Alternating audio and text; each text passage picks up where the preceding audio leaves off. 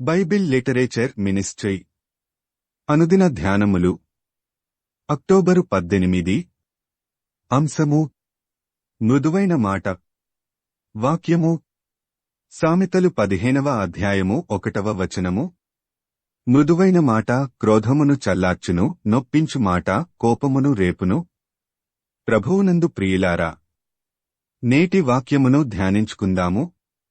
నోరు మంచిదైతే ఊరు మంచిదవుతుంది అంటారు కదా. అనేకమైన అనర్థాలకు చివరకు మనం చావడానికి కూడా మన నోరు కారణమవుతుంది. ఒక చిన్నమాట మన నోటి నుండి బయటకు రాగానే దాని పర్యవసానం ఎంత తీవ్రంగా ఉంటుందంటే ఆ మాటను బట్టి ఆత్మహత్యలు చేసుకునే వాళ్లుంటారు, హత్యలు చేసేవాళ్లు ఉంటారు. అంత శక్తి ఉంటుంది మాటకి. అందుకే మన నోటిని అదుపులో పెట్టుకోవాలి. నాలుక అగ్నియే.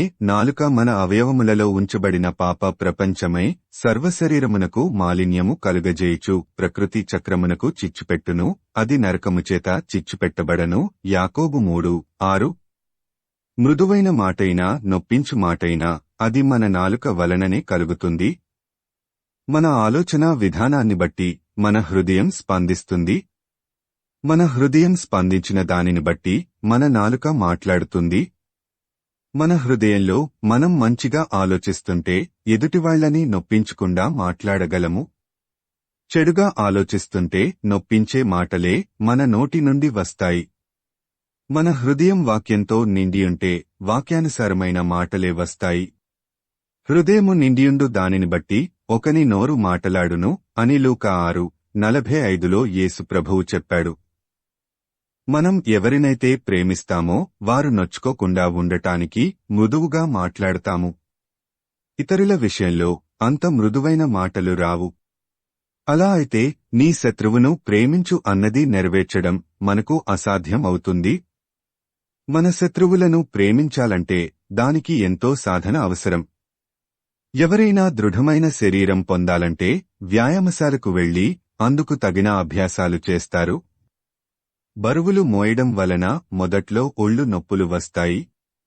అయినా కూడా ఆపకుండా కొంతకాలం సాధన చేస్తేనే వాళ్లు కోరుకున్న శరీరం వస్తుంది.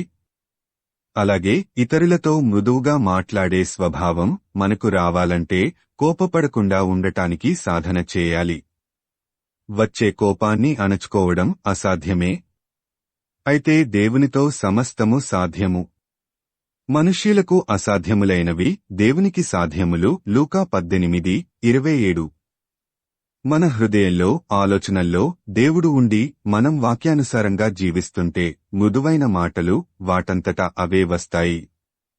చెడ్డ మాటలు పలుకకుండా నీ నాలుకను, కపటమైన మాటలు పలుకకుండా నీ పెదవులను కాచుకొనుము.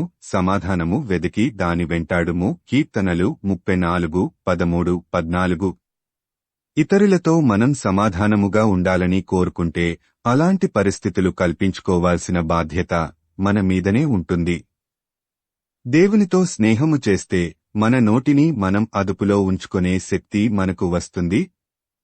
ఇతరులతో సమాధానకరమైన స్నేహము ఏర్పడుతుంది.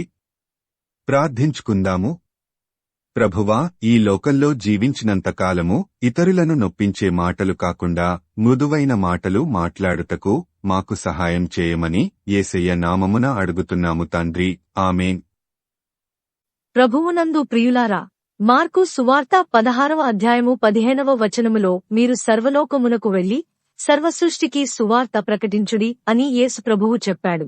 కాబట్టి సువార్తను ప్రకటించడంలో భాగంగా ఈ వాక్యమును మీ స్నేహితులు, బంధువులకు షేర్ చేయమని ప్రభువు నామమున కోరుతున్నాను. దేవుడు మిమ్మును దీవించునుగాక.